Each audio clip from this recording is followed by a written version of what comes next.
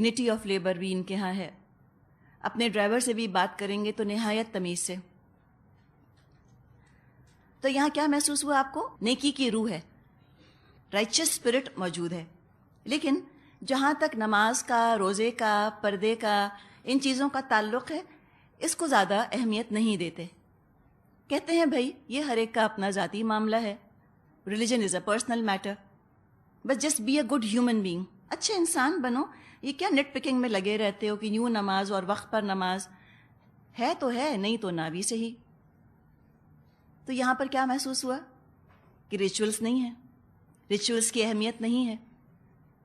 جو پہلا طبقہ ڈسکس کیا تھا ہم نے دیندار لوگوں کا، وہ یوں سمجھیے کہ وہ ایک جسم ہے جس میں کہ روح موجود نہیں. ایک جسم کی طرح ہیں، ریچولس تو ہیں، نظر آنے والی چیزیں ہیں، لیکن روح نہیں ہے، اسپرٹ نہیں ہے اس کے اندر. اور یہ جو پروفیشنلز والا طبقہ ہم نے ڈسکس کیا، ایجوکیشنل ایلیٹس کا طبقہ جو ہم نے ڈسکس کیا، یہ ایسے ہیں جیسے کہ روح ہے لیکن جسم نہیں ہے. تو دونوں میں کیا چیز مشترک ہے، کیا چیز کامن ہے؟ روح اور جسم علیحدہ علیحدہ. اور یہ تو موت کی نشانی ہے. اور ان دونوں طبقات میں آپ کو ریجڈٹی بہت ملے گی. یہ جو پڑھے لکھے لوگوں کا طبقہ ہے یہ کم ریجڈ نہیں ہے، یہ کم سخت نہیں ہے اپنی باتوں کے اندر. سختی کے ساتھ مخالفت کرتے پائے جاتے ہیں اسلام کی اور شریعت کی بنیادی چیزوں کی. تو دونوں ہی کے اندر ریجڈٹی پائی جاتی ہے. اور یہ دونوں ہی چیزیں موت کی علامت ہیں، جسم اور روح کا جدا ہو جانا.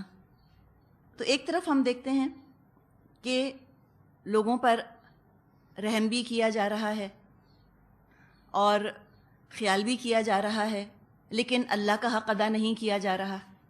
ایک طرف دیکھ رہے ہیں اللہ کا حق ادا کیا جا رہا ہے، حقوق العباد لوگوں کے حق ادا نہیں کیے جا رہے.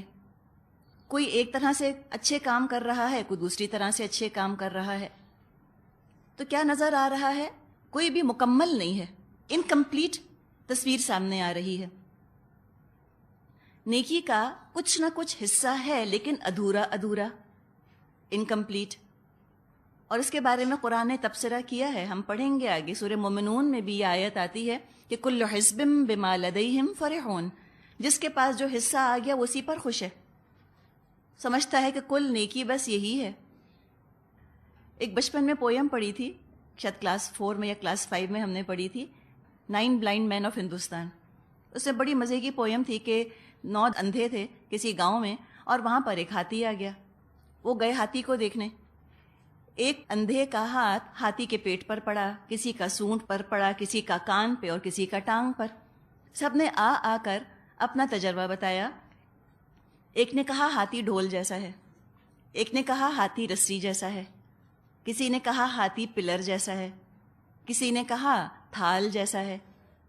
تو بہرحال پویم کے آخر میں لکھا تھا کہ all of them were partly right but all of them were wrong. جزوی طور پہ تو سب ٹھیک کہہ رہے تھے لیکن کلی طور پہ سب غلطی کر رہے تھے. تو ہمیں کیا پتا چلا کہ جو چاروں گروہ ہم نے ڈسکس کیے ہیں یہ جزوی طور پہ تو صحیح کام کر رہے ہیں لیکن کلی طور پہ غلط ہیں. جب جوڑا جائے گا کمپوننٹس کو تو غلطی کا عنصر، مسٹیک کا ایلیمنٹ زیادہ نمایاں ہے، برائی کا ایلیمنٹ زیادہ ہے، اوور ویلمنگ ہے، اور نیکی جزوی ہے، پارشل ہے، تھوڑی ہے.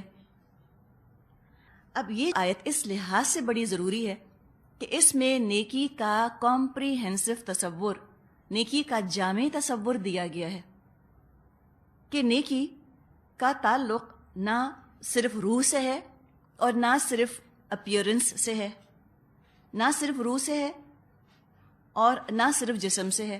اسپرٹ بھی ضروری ہے، اپیئرنس بھی ضروری ہے، دونوں چیزیں ضروری ہیں. نیکی پورے کردار میں اندر باہر ہر طرف سرائیت کیے ہوئے ہوتی ہے. نیکی انسان کے پورے وجود میں سرائیت کر رہی ہوتی ہے، سرکولیٹ کر رہی ہوتی ہے. ایک لیونگ فورس کی طرح ہے، ایک آرگینک ہول کی طرح ہے نیکی. نیکی کے حصے بکھرے نہیں کیے جا سکتے.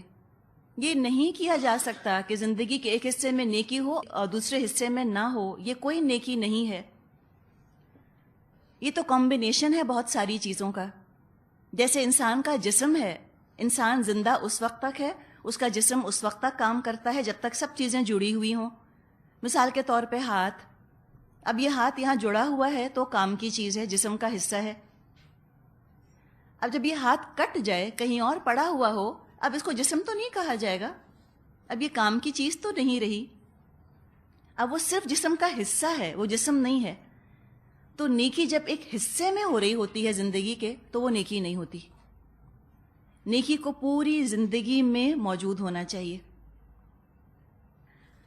تو یہی بات یہاں فرمائی ہے. آگے کیا فرمایا؟ وَلَكِنَّ الْبِرَّ مَنْ آمَنَ، لیکن نیکی کیا ہے؟ جو ایمان لائے. نیکی کو جوڑ دیا ایمان کے ساتھ. اب نیکی کا ایمان سے کیا تعلق؟ نیکی کو سب سے پہلے تو لنک کیا گیا ایمان سے. اس کو بھی سمجھیے. دیکھیں، دو الفاظ ذہن میں رکھیے، اچھا عمل اور نیک عمل. انگلش میں کیا کہیں گے؟ ایک ہوتا ہے گڈ ڈیڈ، ایک ہوتا ہے رائچس ڈیڈ، ورچوس ڈیڈ. ہمارے ہاں تصور یہ ہے کہ ہر اچھا عمل نیک عمل ہوتا ہے. ایوری گڈ ڈیڈ از اے ورچوس ڈیڈ، ہم یہ سمجھتے ہیں.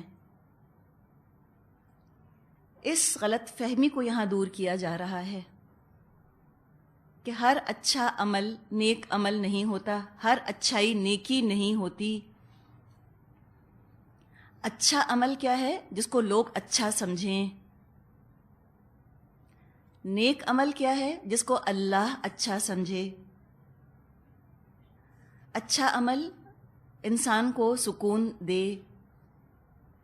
نیک عمل وہ جو جنت خریدنے میں مددگار ہو، اللہ کے ہاں یہ کرنسی قبول کر لی جائے، وہ نیک عمل ہے.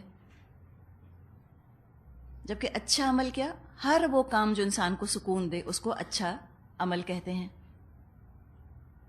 یہ بات آپ کو کلیئر ہوئی؟ بہت فائن بات ہے. ہمیں کیا تصور ہے؟ ہم کہتے ہیں کہ اچھا فلاں کام ہم کر رہے ہیں تو حرج ہی کیا ہے، سکون ملتا ہے نا ہمیں یہ کام کر کے خوشی محسوس ہو رہی ہے، ہمیں سکون مل رہا ہے تو ہم کر رہے ہیں اس کو. تو یہ غلط فہمی ہمیں ہوئی ہے کہ نیکی وہ جو مجھ کو سکون دے. بالکل ضروری نہیں ہے، ابھی قسمیں آئیں گی نیکی کی. بعض دفعہ انتہائی نیک کام، اللہ کی راہ میں جنگ کرنا، کیا سکون ملے گا انسان کو اس کے اندر؟ ہجرت کرنا، گھر بار کو چھوڑ دینا، بیوی بچوں کو، والدین کو چھوڑ دینا، جو ابراہیم علیہ السلام نے کیا، کیا اس میں سکون ملا ہوگا؟ نہیں ملا ہوگا. ابھی آپ کو اتنی بات سمجھ آ گئی کہ ہر اچھا کام نیک کام نہیں ہوتا. اور یہ وہ مقام ہے قرآن کا جو ہم کو بہت وضاحت کے ساتھ یہ بات بتا رہا ہے. کس طرح کہ نیکی کو ایمان کے ساتھ لنک کیا کہ تم نیک کام کرنا چاہتے ہو نا، تم نیک کام کرنے کی فکر کرو، تم اچھے کام کی فکر نہیں کرو. تم یہ فکر مت کرو کہ مجھ کو یہ کام کر کے سکون مل رہا ہے یا نہیں. تم نے یہ غلط سمجھا، تمہیں غلط فہمی ہوئی ہے. تمہارا غلط خیال ہے کہ نیک کام وہ ہوتا ہے جس سے مجھے سکون ملے. نیکی تو کچھ اور ہی چیز ہے، وہ یہاں بتائی گئی ہے. بعض دفعہ ہم یہ کہتے ہیں کہ کرسچنز ہیں یا جیوز ہیں یا ہندو ہیں یا مثال کے طور پہ ایتھیسٹ. جیسے ہٹلر کی بات، تو وہ بھی تو اچھے کام کرتا تھا، بچوں کا خیال کرتا تھا. یا برے سے برا جو انسان ان دا سینس کے جو نہ اللہ کو مانتا ہے، نہ رسول کو مانتا ہے، نہ آخرت پر ایمان رکھتا ہے، کیا وہ چیریٹی ورک نہیں کرتے؟ کیا وہ لوگوں کو نہیں کھلاتے؟ کیا وہ غریبوں کا خیال نہیں کرتے؟ کرتے ہیں. ہم کہتے ہیں وہ بھی تو اچھے کام کر رہے ہیں، تو وہ کیوں نہیں جنت میں جائیں گے؟ خیال آتا ہے نا؟ اس لیے نہیں جائیں گے کہ وہ اچھا کام کر رہے ہیں، نیک کام نہیں کر رہے. کیا کہا گیا؟ لیس البر ان تولوا